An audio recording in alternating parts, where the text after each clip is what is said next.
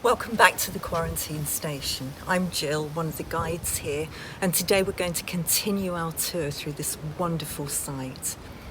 Infectious diseases were a deadly enemy, and for centuries man struggled to contain the role of these diseases through their communities and protect people's health. In the 14th century, quarantine was first used to protect vessels entering from infected ports, and they were stopped in the harbour and prevented from entering. North Head was chosen as a site in Australia for quarantine, and you can tell why. Its commanding position over the heads of Sydney, looking down through the harbour to the colony isolated up here on the cliffs. It has very deep anchorage here, so the vessels were able to approach and make a safe landing on the beach. But more importantly, this site has its own source of spring water, and so it was able to support life. We're now standing in the hospital precinct of the quarantine station, and behind me, these buildings are the doctors and nurses' accommodation. Because when there was a quarantine here, the doctors and nurses had to live here in quarantine as well. Before and after each of their duties in the ward, they would come this way through a shower block before they entered the area with the patients. Follow me.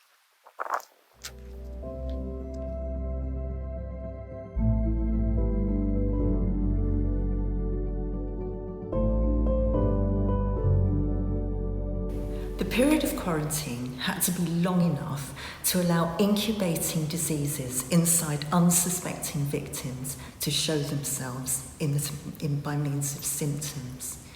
That period could be as little as 3 days or as many as 40 days. Quarantigiorno, as it became known in Italy in the 14th century, when vessels arriving at ports around Italy, ports like Venice, were stopped in order to stop the spread of disease into the country.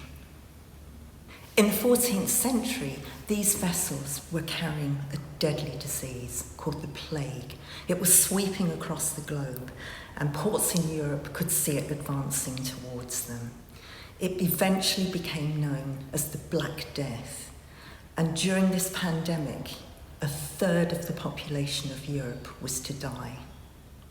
In 1918, in November, the troopship, the Medic, was en route to the battlefields of Europe. As she was sailing, the truce was called and peace was declared throughout Europe. So the ship turned round, much to the relief, I'm sure, of the 1,000 crew and passengers and troops on board the ship. On her way back to Sydney, she stopped at Wellington to refuel, and while in Wellington, Spanish flu made its way on board the ship. By the time she reached Sydney, there were 335 cases on board, and the ship was in a very bad way. She was pulled into the quarantine station and had to stop here for a period of 40 days while they recovered. During that time, 22 of the men and 2 of the nurses died. The 2 nurses were Annie Egan and Elizabeth McGregor. Annie Egan was a 27-year-old newly qualified nurse from Sydney. She had volunteered for military service, and she entered the quarantine station on the 26th of November to nurse the soldiers off of the Medic troopship. By the 5th of December, she was dead. She had died from the disease she had been nursing. As a devout Catholic, she knew the risks that she was running by working here. And all she asked for in her final days was for a priest to come on site to give her confession, to give her spiritual comfort, and hopefully, if not necessarily, to give her the last rites. Sadly, this was denied. And on the 5th of December, when she died, she passed away without the comfort of a priest beside her. There was a huge uproar in Sydney. People were very unhappy by this. A priest from Manly volunteered to come to the quarantine station to perform the last rites. He was denied entrance. He even offered to stay in quarantine, but he was still denied the right to come in. For 4 days, Annie had pleaded for the right to have a priest, but this was sadly denied her. On her death, and in the absence of a priest, and because her body was still highly infectious, a Catholic nurse from the quarantine station was recruited to perform her burial service.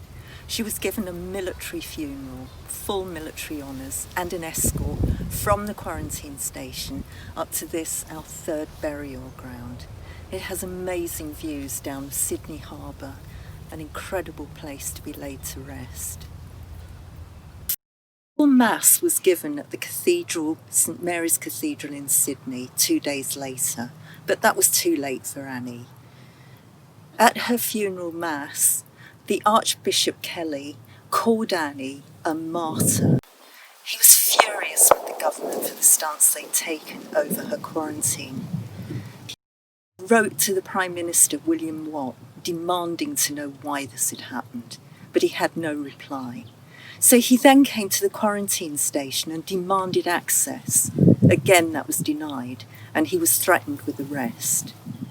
But the publicity worked, and the government finally relented and allowed spiritual comfort to be given to those who were dying at the quarantine station.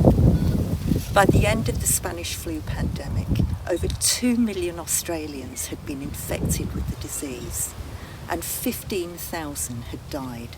6,500 of these in Sydney alone.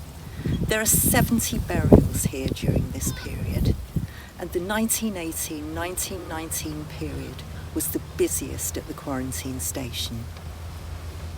A poem written by Mary Gilmore in the Catholic press dedicated to Nurse Egan. She pleaded in the night, she pleaded through the day. Give me the bread of Christ to feed me on my way. For the holy bread of Christ, they gave me a stone. Through the dark door of death, they let me go alone.